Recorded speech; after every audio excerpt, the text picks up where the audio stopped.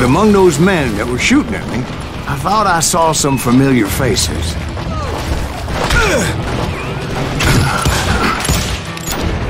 That's it.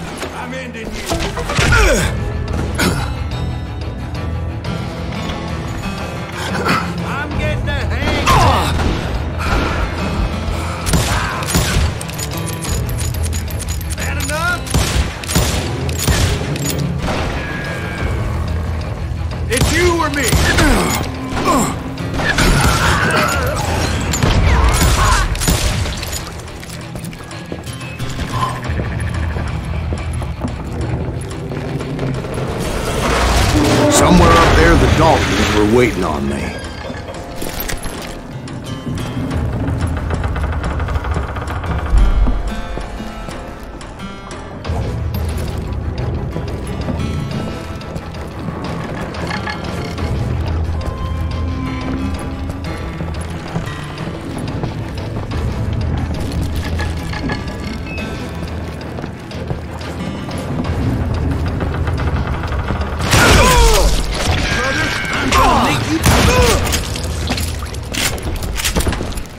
Sounds like you don't give up too easy. That's the kind of man I am, Ben. I set out to do something. I do it. Surrender just ain't in my nature. Plus, I'm stubborn as hell.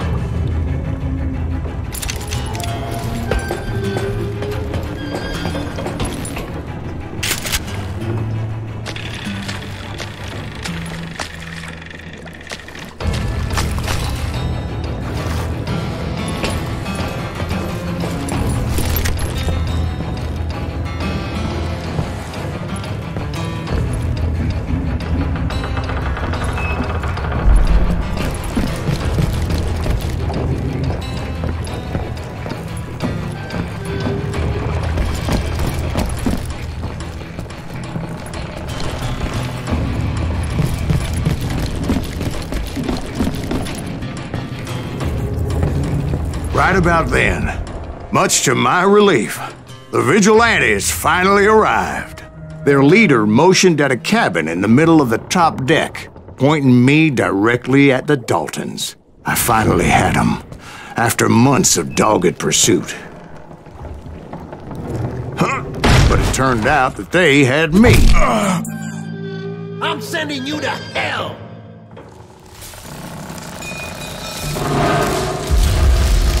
The Daltons had played me like a fiddle. Apparently, the vigilantes were on their damn payroll. They didn't just want to shoot me. They wanted to burn me alive. But finding my way out of a burning labyrinth proved to be quite a challenge. It was a riverboat, right? I mean, it's not like it was a goddamn ocean liner. Well, yeah, but I was in a fight. Did you hear about that ship that's gonna launch next year? Largest one in the world. You're talking about the Titanic. If you ask me, it's too blessed big. I don't think it'll even float. So anyway... Don't be stupid, Steve. They know what they're doing. They say that the Titanic is unsinkable. Oh, God. But getting back to that steamboat, how'd you get off it, Mr. Greaves? I took in a lot of smoke that day, so I admit my recollection might be a bit hazy. But somehow I managed to finally disembark. I was coughing up smoke and pretty damn pissed. I was done playing games with those boys.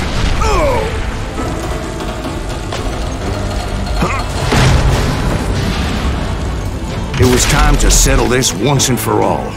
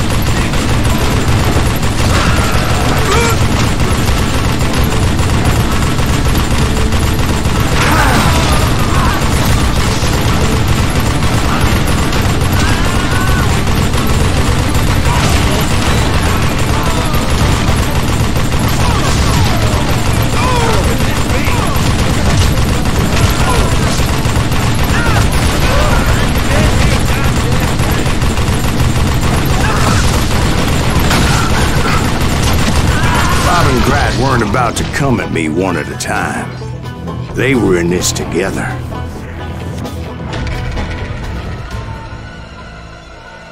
Two brothers side by side, determined to take me down. Confident that this time the odds were on their side.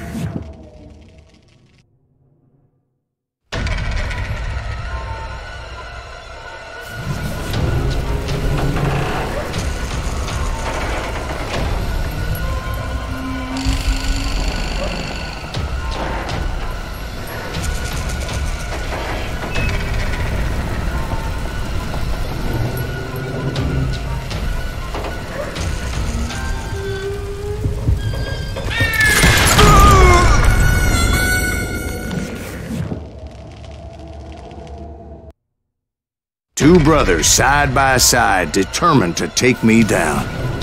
Confident that this time the odds were on their side.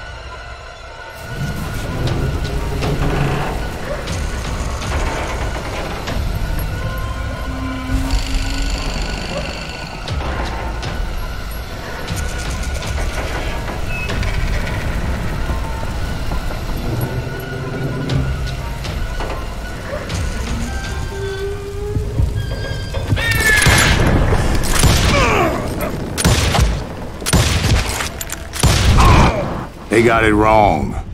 A sad end for those two. If they'd only known that Emmett was still alive despite his wounds. Paroled 14 years later, he moved to California and sold real estate and lived off the legend of that fateful day. And the tragic death of his two brothers.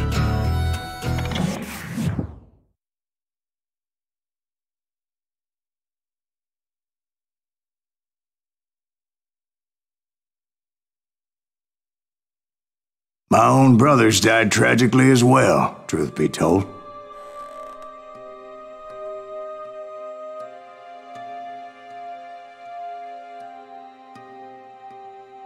It was 1868, and me and my older brothers were pulling a tidy profit running cattle into Juarez, Mexico. One night after my brothers retired for the evening, I found a little poker game in a cantina with a couple of cowboys. And I just couldn't lose. I even won an old Spanish coin that had to be 100 years old.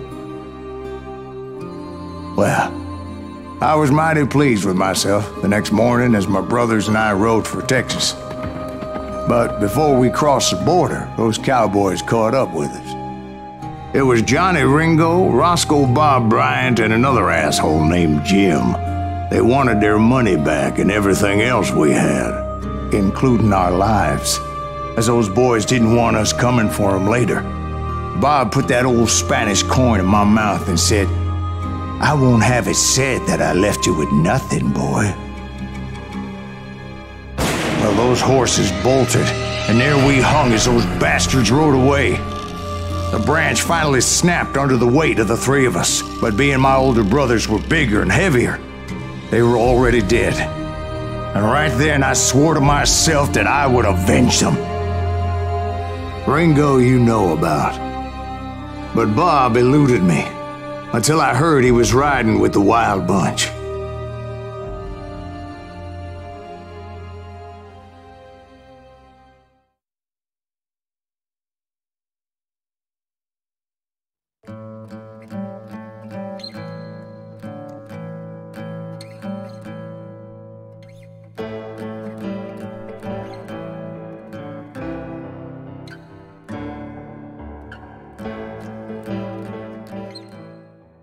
I'd been on their trail for months, ever since they left their hideout in the Bighorn Mountains.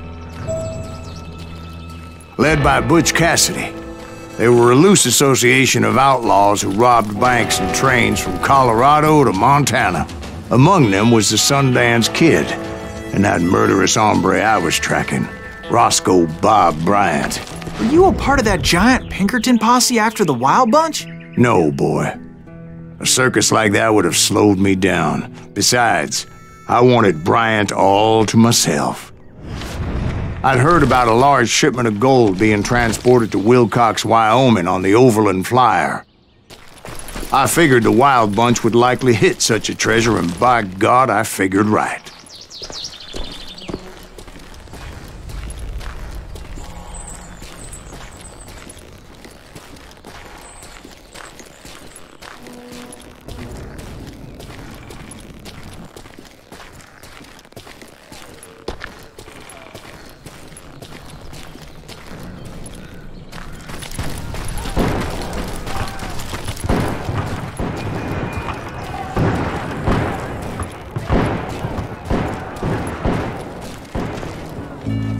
They blew the bridge with the intention of forcing the train to stop.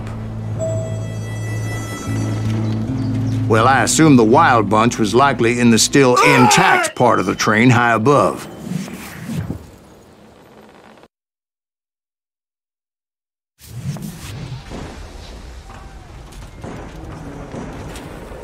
So I had no choice but to make my way up through the passenger cars dangling down.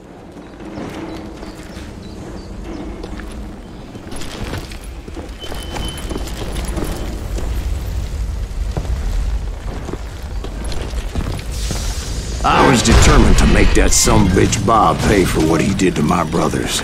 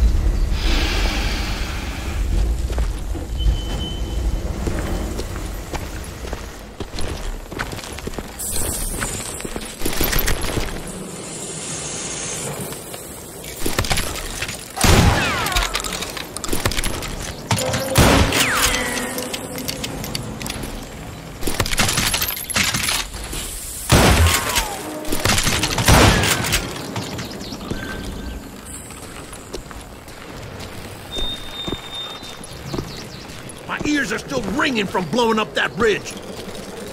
What'd you say? I can't hear. Well, I made my way off unscathed and came upon a few members of the gang and had no choice but to dispatch them.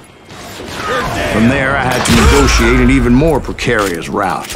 But first, I would need to get my ass out of there.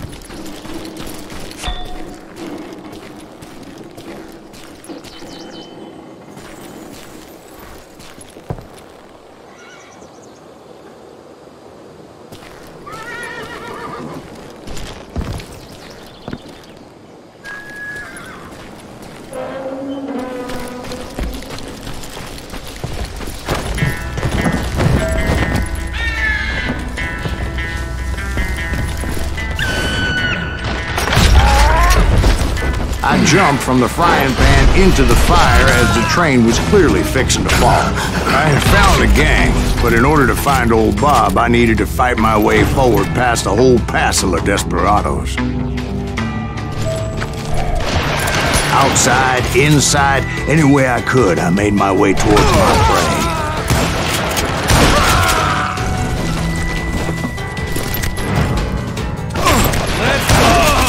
Well, what about the passengers? It was mostly a freight train, as I recall. There were no passengers aboard that day. You won't get away with me!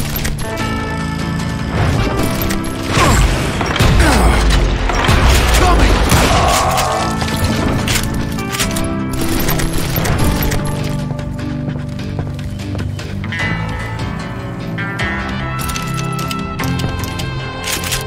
As I mentioned before, I am not fond of heights, but I was too busy dodging bullets to worry about falling to my death. Odds were I was likely to die that day anyway, so I was determined to take down as many of those bastards as I could.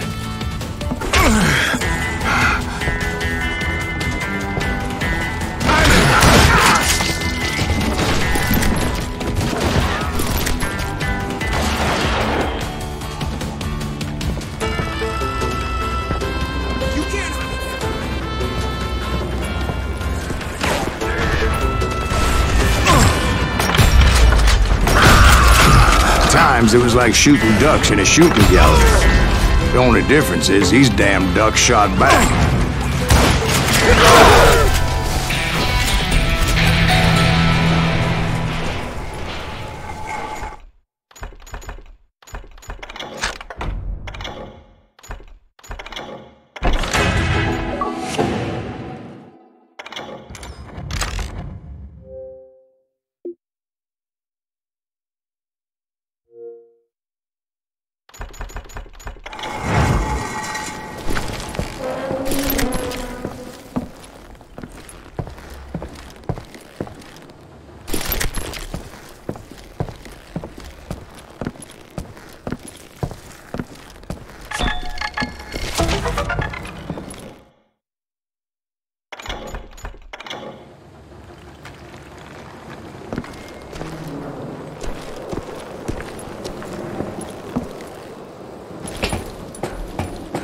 I kept hoping the law would show up and give me a hand. You mean like that giant Pinkerton posse that I read about?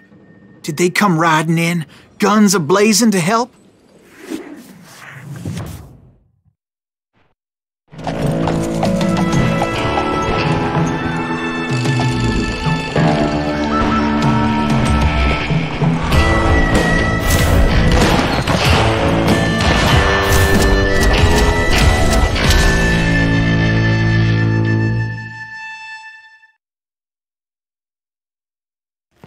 Help? From the Pinkertons? No, son. I had to fight the wild bunch all by my lonesome, as usual. Who the hell is that? He's out of here! That son of a... Retreat! Retreat! Wow! He's killing everybody! You ain't seen He'll kill us all! Now you're in.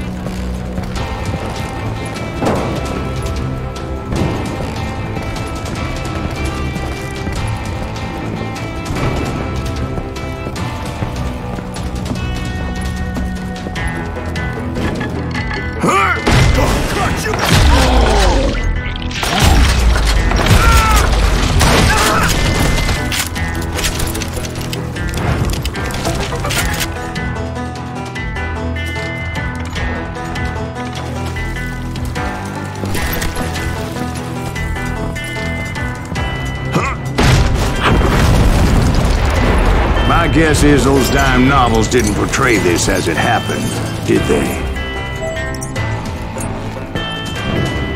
Only a few stragglers were left, and I had to cut them down pronto if I was going to stay on old Bob's trail.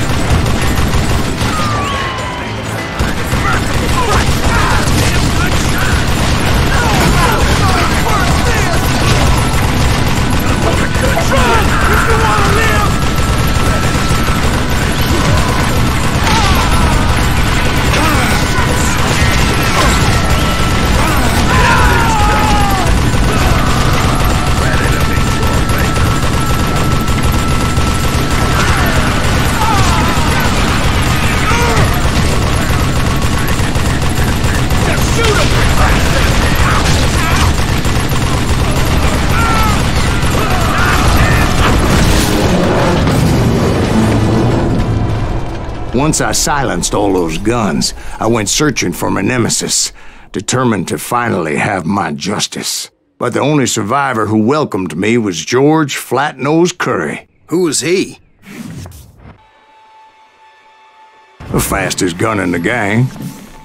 Right after Sundance, I mean. And Kid Curry, and maybe Elsie Lay.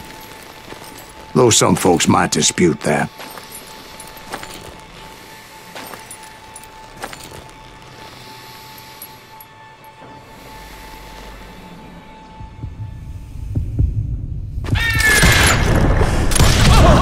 On that very same day, Butch Cassidy and the Sundance Kid decided to leave the Wild Bunch behind and decamped for South America.